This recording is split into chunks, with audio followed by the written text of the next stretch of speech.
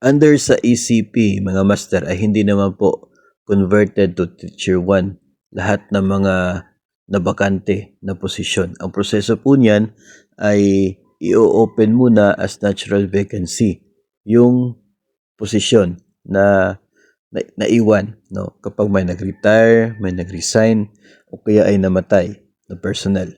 Okay? So, i-open siya as natural vacancy para pwedeng applyan ng mga nasa mas mababa na posisyon.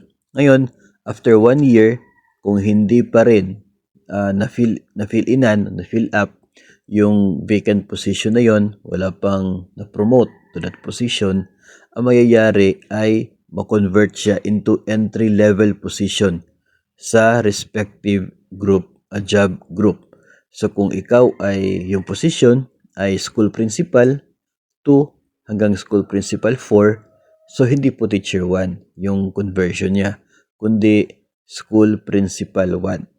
Kung master teacher 2 naman hanggang sa master teacher 5, ang conversion ay hindi rin teacher 1, kundi master teacher 1.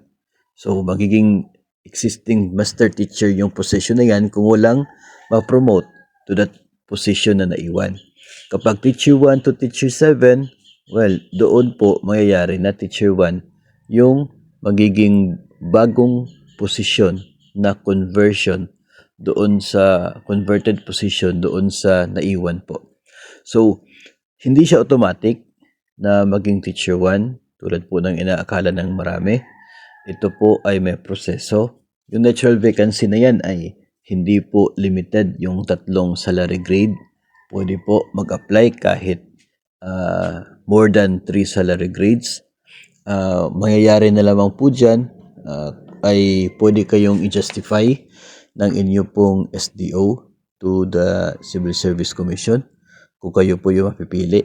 May mga grounds po for justification yan doon po sa ora-ora ng civil service. So, kahit more than 3 salary grade, pwede siyang ma-justify kung kaya naman na ma-justify. No, katulad na lamang ng walang ibang applicants. Of course, ikaw lang yung nag-apply. Tapos, teacher 3 ka, nag-apply ka ng master teacher 1. Walang ibang qualified applicants. So, pwedeng i-justify yan.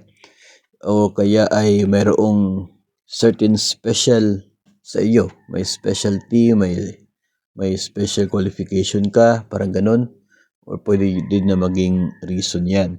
No? Kahit more than 3 salary grade yung magiging aakyatin mo kapag na-promote ka sa position na yan. So yun yung ibang mga advantages ng natural vacancy.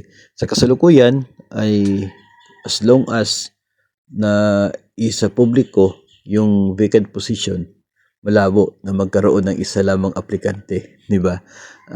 For sure, talagang marami yung mag-a-apply for a higher position, especially kapag natural vacancy. Mananatili pa rin naman no, yung proseso, usual ng proseso na nakapaloob sa DO20, no, series of 2024, okay, 2024 for the natural vacancy. So, yun po ang maging sistema, proseso kapag mayroon po nag-resign, nag-retire, o kaya ay namatay na personnel na mayroon pong tatawagan nating higher position doon sa entry level ng kanila pong job group.